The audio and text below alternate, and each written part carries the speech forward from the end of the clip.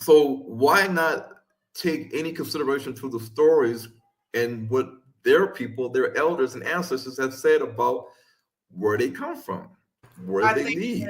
I think that that's going to be something that people really need to be able to engage with, and they need to sign up so that they can understand the the differences between your position in terms of sub-Saharan Africa and that current landmass that we know today as the Holy Land in the so-called Middle East.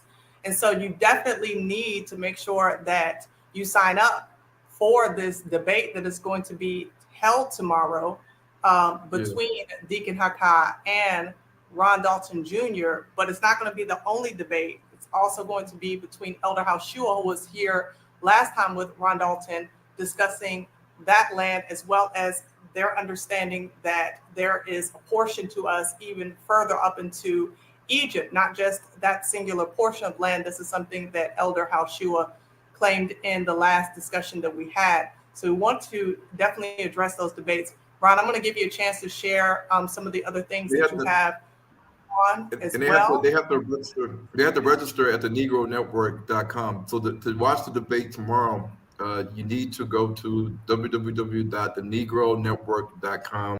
And no one is talking about this in the mass media. No one is talking about how they're raping the land as they're sending the resources of the tax dollars that we work for in the lands of our captivity in the West, sending it over there to the Middle East.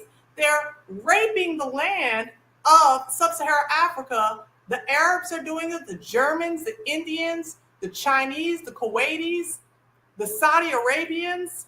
They're everywhere. You see, they're in the DR, Tanzania, Kenya, Zambia, Mozambique, Malawi, Sudan. I mean, they're absolutely everywhere, taking up all kinds of minerals, all kinds of soil, and they're doing it under 100% no, but it is an alternative to, the Western system that has held the rest of the world hostage.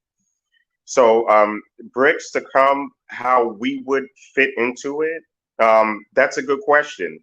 Honestly, I don't know how we would fit into it. I have a hypothesis, but I can't be too sure.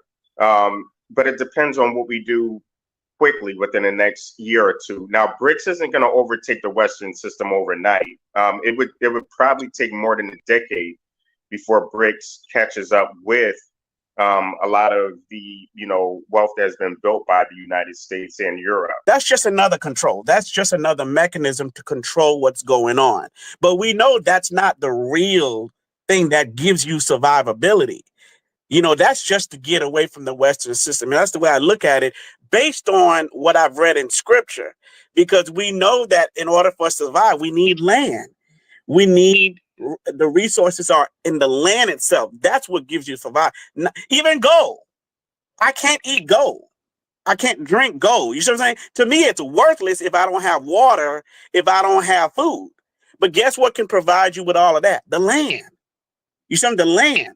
So the whole notion of gold and silver, I get it, because it's just what? A control mechanism as well, to give something value. Taking back their resources, taking back their actual identity, taking back their actually livelihood.